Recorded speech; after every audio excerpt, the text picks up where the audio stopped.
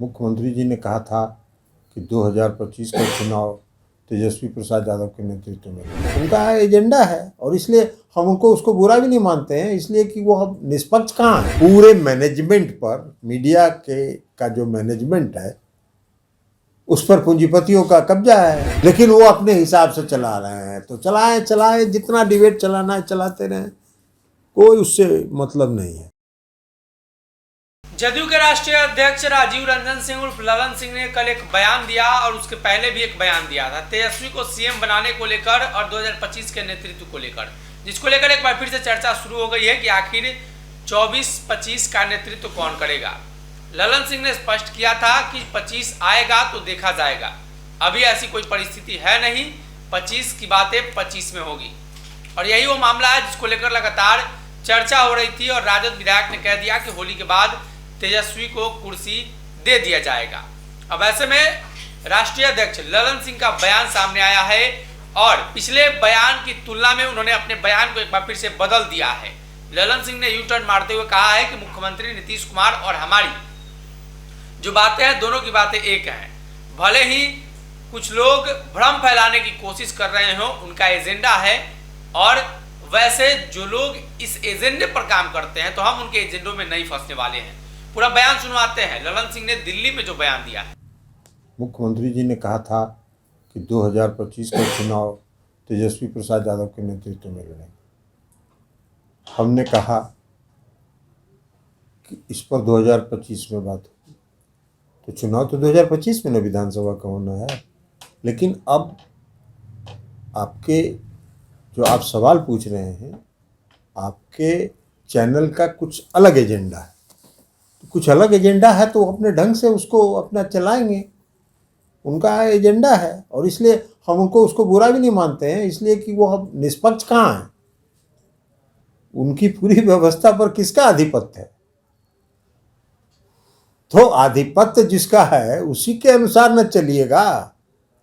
चौथा स्तंभ थोड़ी है। अब चौथा स्तंभ लोकतंत्र का माना जाता था। हम लोग 1974 को भी देखे, 1974 के आंदोलन का, आपातकाल की बात छोड़ दीजिए, 1974 के आंदोलन में मीडिया लोकतंत्र का चौथा स्तंभ माना जाता था, सच बात बोलता था। आज का मीडिया चौथा स्तंभ नहीं रहा, इसलिए कि वो निष्पक्ष है ही नहीं। पूरे मैनेजमेंट पर, मीडिया के का जो मैनेजमेंट है उस पर पूंजीपतियों का कब्जा है और पूंजीपति जो है भाजपा के कब्जे में है, तो इसलिए वो कहाँ से रह गया। लेकिन आपका एजेंडा है तो चले, उससे कोई दिक्कत हमको नहीं है। वो एजेंडा आपका चलना चाहिए। हम कह रहे हैं कि मुख्यमंत्री जी ने जो कहा और हमने जो कहा उसमें कहाँ विरोधाभास है। मुख्यमंत्री जी ने कहा कि 2025 में नेतृत्व करेंगे तेजस्वी प्रसाद यादव। हमने कहा कि इस पर 2025 में सवाल पूछिएगा। तो 2025 में जो चुनाव होना है उस पर आज 2023 में निर्णय होता है क्या? निर्णय तो मुख्यमंत्री जी ने बता दिया, उस पार्टी के सर्वमान्यता है। अब इस पर चर्चा तो 2025 में न होगी, जब विधानसभा की, बिहार की विधानसभा की चुनाव घोषित होगी तो चुनाव लड़ा जाएगा, तो उनके नेतृत्व में लड़ा जाएगा। विधायक जो चुन के आएंगे वो बैठेंगे, मुख्यमंत्री तय करेंगे। लेकिन वो अपने हिसाब से चला रहे हैं, तो चलाएं, जितना डिबेट चलाना है चलाते रहें, कोई उससे मतलब नहीं है। कहाँ चलाते हैं जी? कौन सा मीडिया चलाया? इस देश में 81,000 करोड़ रुपए का बड़ा फ्रॉड हुआ। 81,000 करोड़ का बड़ा फ्रॉड हुआ। LIC को एक दिन में 18,000 करोड़ रुपए का घाटा हुआ। स्टेट बैंक ऑफ इंडिया के हजारों करोड़ रुपया डूब गए। आज देश के लाखों जो गरीब हैं, मध्यम वर्ग के लोग हैं, उन्होंने जीवन बीमा निगम में इन्वेस्ट किया हुआ है। उनका तो भविष्य अंधकार है। उनका पैसा मिलेगा कि नहीं मिलेगा, क्या होगा? कितना दिन मीडिया ने चलाया इस पूरे 81,000 करोड़ के फ्रॉड को? नहीं चलाएगा। हमको मालूम है कि नहीं चलाएगा। क्यों चलाएगा? क्योंकि उस मीडिया पर उन्हीं लोगों का आधिपत्य है, तो इसलिए चलेगा कहां से? तो इसलिए इस बात को का कोई मतलब नहीं है, कोई विरोधाभास नहीं है। मुख्यमंत्री जी ने जो कहा है वो सही है। जो मुख्यमंत्री जी पार्टी के सर्वमान्य नेता है, वो जो निर्णय करते हैं हम सब लोग उसको मान लेते हैं। ये इसलिए सवाल पूछा जा रहा है। ये सवाल भी है, उपेंद्र कुशवाहा ने जेडीयू से जुड़ा हुआ तोड़ी है, तो उससे कितना नुकसान जेडीयू को? अरे काहे का नुकसान होगा? सीधे तौर पे अलग पार्टी बनाई है और प्रधानमंत्री अरे मोदी को एक तरह से अरे प्रधानमंत्री मोदी की वो तो 3 महीना से हम लोग को मालूम है। वो पटना से दिल्ली आ रहे थे, दिल्ली किससे मिल रहे थे, कब मिल रहे थे, सब जानकारी हम लोग को है। 3 महीना से वो प्रक्रम चल रहा था। अब उनका क्या वहां डील हुआ, फाइनल नहीं हुआ, क्या उनको मिलने का वादा हुआ नहीं हुआ, ये वो जाने वो जाने। लेकिन ये 3 महीना पहले से हम लोग को मालूम था कि कहाँ जा रहे हैं, और उनके जाने से कोई फर्क नहीं पड़ेगा। इसलिए कि बिहार के लोग जानते हैं कि श्री उपेंद्र कुशवाहा कोई भी पार्टी में 1-2 साल से ज्यादा नहीं टिकते हैं, तो नहीं टिकते हैं। हमारी शुभकामना है वो जहां गए हैं वहां कुछ दिन टिके रहें।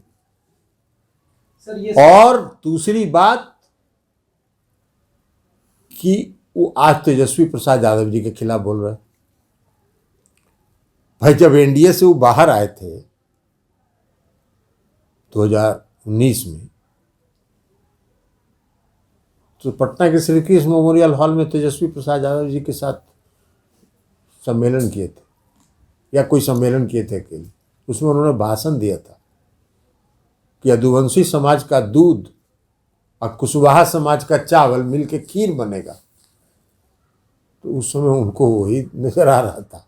आज कुछ और बोल रहे हैं, तो उनको क्या बोलेंगे नहीं बोलेंगे कि वो अति महत्वाकांक्षी व्यक्ति है, और जब तक उनकी महत्वाकांक्षा की पूर्ति जहाँ तक होती रहेगी वहाँ तक वो उस पार्टी में रहेंगे। उसके अगले दिन से दूसरा रास्ता खोजने लगेंगे। तो इसलिए उनके जाने से पार्टी के कार्यकर्ताओं में पार्टी का मनोबल कहीं कोई नहीं।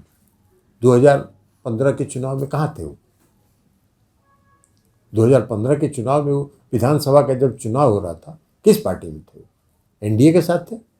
एनडीए के साथ थे ना। कै गो सीट जीते थे? कहाँ चले गए थे? सब लोग थे।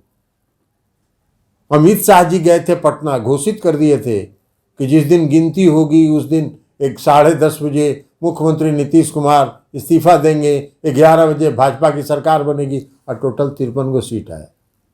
ये सब हवा में है, हवा में रहने दीजिए। बिहार में कोई असर नहीं पड़ने वाला। अगर ये वीडियो पसंद आई और वह बिहार के राजनीति और बिहारियत से सरोकार रखेनी तो सब्सक्राइब बटन दबा के चैनल के सब्सक्राइब कर ली।